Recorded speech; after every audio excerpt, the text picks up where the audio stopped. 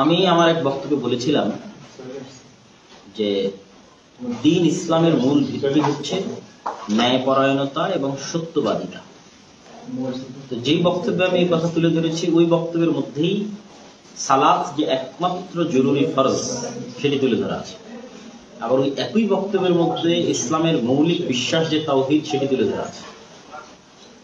কিভাবে মানুষ একচোখা হলে এবং দ্বিমুখী নীতি অবলম্বন করলে, আমি যে বললাম যে সত্যবাদিতা এবং ন্যায়পরায়ণতা ইসলামের মৌলিক মানদণ্ড, সেটিকে তারা সালাত এবং তাওহীদের বিরুদ্ধে দাঁড় করাবে। অথচ ওই বক্তব্যের মধ্যেই সালাতের গুরুত্ব তুলে ধরে আলোচনা আছে, ওই একই বক্তব্যের মধ্যে তাওহীদের গুরুত্ব তুলে ধরে আলোচনা আছে, আর ওই একই বক্তব্যের মধ্যে সত্যবাদিতার ন্যায়পরায়ণতার আলোচনা আছে। তো আমি কেন বললাম যে সত্যবাদিতা ন্যায়পরায়ণতা ইসলামের মূল সারমর্ম, সকল কিছুর উপরে মেইন বেসিক এলিমেন্ট হচ্ছে সত্যবাদিতা এবং ন্যায়পরায়ণতা। এটি বোঝার জন্য কিন্তু স্বাভাবিক চিন্তা শক্তির বাইরে যে অনেক গভীর জ্ঞানের দরকার। আপনি বাহ্যিকভাবে দেখলে যতটা সিম্পল দেখা যায়, একটা জিনিসকে গভীরভাবে চিন্তা করলে অতটা সিম্পল দেখা যায় না। তো বাহ্যিকভাবে চিন্তা করলে যেটা আমি দেখতে পাচ্ছি আর আরেকটু গভীরে যান। যেমন আল্লাহ সুবহানাহু ওয়া তাআলা কি বলেছে, ইন্নাশ শিরকা লাযুলমুন আযীম।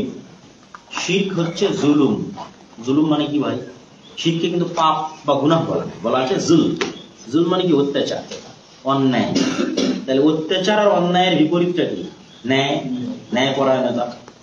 তার মানে তাহলে তাওহীদটা কি? তাওহীদটা ন্যায়পরায়ণতা, আর শিরকটা অন্যায়। কেন আমি বলেছি ইসলামের মূল সারমর্ম সত্য এবং ন্যায়? কারণ আল্লাহ সুবহানাহু ওয়া তাআলা পুরো দ্বীনটা টিকিয়ে রেখেছে সত্য এবং ন্যায়ের উপর ভিত্তি করে।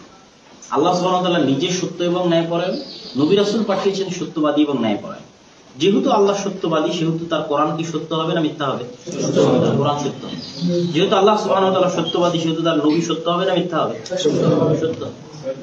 যেহেতু নবী মুহাম্মদ সাল্লাল্লাহু আলাইহি ওয়াসাল্লাম সত্যবাদী, সেহেতু তার হাদিস সত্য হবে না মিথ্যা হবে? যেহেতু আল্লাহ সুবহানাহু ওয়া তাআলা ন্যায়পরায়ণ, সেহেতু তার দেওয়া বিধান ন্যায় হবে না অন্যায় হবে? যেমন মানুষের উপর যে আল্লাহ বলতেছে তোমাকে সালাত আদায় করতেই হবে, এই যে চাপিয়ে বলতেছে ফরজ, এটা কি মানুষের উপর আল্লাহ অন্যায় ভাবে চাপিয়ে দিয়েছে না ন্যায় ভাবে চাপিয়ে দিয়েছে? ন্যায় ভাবে চাপিয়ে দিয়েছে। এটাই ন্যায়। যেহেতু আল্লাহ সুবহানাহু ওয়া তাআলা ন্যায়পরায়ণ, সেহেতু আল্লাহ যত বিধিবিধান দিয়েছে প্রত্যেকটা বিধিবিধান কি শতভাগ ন্যায়ের মানদণ্ডে উত্তীর্ণ। কেন আল্লাহ সুবহানাহু ওয়া তাআলা নিজে ন্যায়পরায়ণ? যার কাছে মনে হচ্ছে যে আল্লাহর বিধান ন্যায় নয়, তার বিবেকে সমস্যা আছে। যেমন পিতা মারা গেলে ছেলের সন্তানকে ডবল মেয়ে সন্তানের চাইতে, তো এখানে কি আল্লাহ সুবহানাহু ওয়া তাআলা অন্যায় করেছে? কেন? আল্লাহ সুবহানাহু ওয়া তাআলা কি ন্যায়পরায়ণ। আল্লাহ সুবহানাহু ওয়া তাআলা কি, তার কোনো বিধান কি ন্যায়ের বাইরে হতে পারে? তাহলে ইসলামের সকল বিধিবিধান দুইটা মানদণ্ডের উপর দাঁড়িয়ে আছে। এক, ইসলামের প্রত্যেকটা বিধান সত্য, কোরআন সত্য, নবী সত্য, আল্লাহর নবীর বলা হাদিস সত্য, ইসলামের বিধিবিধান সত্য। দুই, আল্লাহ ন্যায়পরায়ণ, আল্লাহর পাঠানো বিধি প্রত্যেকটা আদেশ এবং নিষেধ মানব জাতির জন্য ন্যায়, একটা অন্যায় না। বরং মানুষ যখন এটা লঙ্ঘন করে তখন মানুষ অন্যায় করে। যেমন তাওহীদ সত্য এবং ন্যায়, আর শিরক মিথ্যা এবং জুলম, অত্যাচার। এটা যখন আপনি গভীরভাবে স্টাডি করবেন, এটা আপনার কাছে ক্লিয়ার হয়ে যাবে, পানির মতো হয়ে যাবে। এখানে সত্যবাদিতার ন্যায়পরায়ণতা সালাত এবং তাওহীদের বিপরীতে দাঁড় করাতে পারে একমাত্র পাগল, বোকা, গর্ধ, মূর্খ। প্রত্যেকটা বিধিবিধানের সাথে সত্যবাদিতা এবং ন্যায়পরায়ণতা ইসলাম। ওই বিধান আল্লাহর বিধান হতেই পারে না যে বিধান সত্য নয়। ওই বিধান আল্লাহর বিধান হতেই পারে না যে বিধান ন্যায় নয়। আল্লাহ সুবহানাহু ওয়া তাআলা প্রত্যেকটা বিধান শতভাগ সত্য এবং শতভাগ ন্যায়। কিন্তু এই যে একটা সামান্য একটা বক্তব্যের সামান্য একটা অংশ, আপনি যখন এই বাড়িকে এক মাথা থেকে দেখবেন তখন দেখতে একরকম লাগবে, আবার এটার যখন 2D ভিউ বা 3D ভিউ দেখবেন তখন দেখতে আর রকম লাগবে। 4D, 5D, 6D ভিউ মানুষ এখন আবিষ্কার করতে পারে। ওই ভিউয়ে দেখতে কেমন হবে সেটার ধারণ ক্ষমতা মানুষের বাইরে। এই জন্য আমরা এই পৃথিবীটাকে কেমন বা এই পুরো মহাবিশ্ব কেমন সেটা আমরা দেখতে পাই না। কেন? আমরা এক কোণার মধ্যে আছি, পুরোটা আমরা একবারে নিয়ে আসতে পারি না। ঠিক, আমি যদি মসজিদের এক কোণায় থাকি তাহলে মসজিদ আমার কাছে দেখতে একরকম হবে, কিন্তু পুরো মসজিদ চারিদিক থেকে দেখলে এটা আর রকম হয়। আপনি যদি ইসলামকে জাস্ট এক কোণা থেকে দেখেন তাহলে এটা দেখতে একরকম হয়।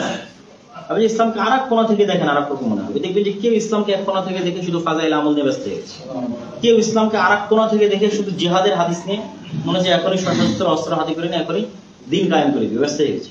আরেকজন ইসলামের শুধু রাজনৈতিক অংশটা দেখে গণতান্ত্রিক রাজনীতিতে যোগ দিয়ে দিয়েছে, আর আরেকজন শুধু ইসলামের দেখা যাচ্ছে শুধু সঠিক আকীদা অংশটুকু নিয়ে ওইটা নিয়ে ব্যস্ত থাকতেছে, ওইটা নিয়ে মানুষের সাথে মারামারি করতেছে। কিন্তু ইসলামের তো একটা সামগ্রিক চেহারা আছে। এটা একমাত্র যেই জ্ঞানী আলেম যিনি গভীরভাবে ইসলামকে স্টাডি করেছেন সামগ্রিক দৃষ্টিকোণ থেকে, ইসলামের অর্থনীতি, রাজনীতি, পরিবার নীতি, ব্যক্তি নীতি সকল দৃষ্টিকোণ থেকে যিনি ইসলামকে স্টাডি করেছেন, উনি ইসলামের ফুল চেহারাটা দেখতে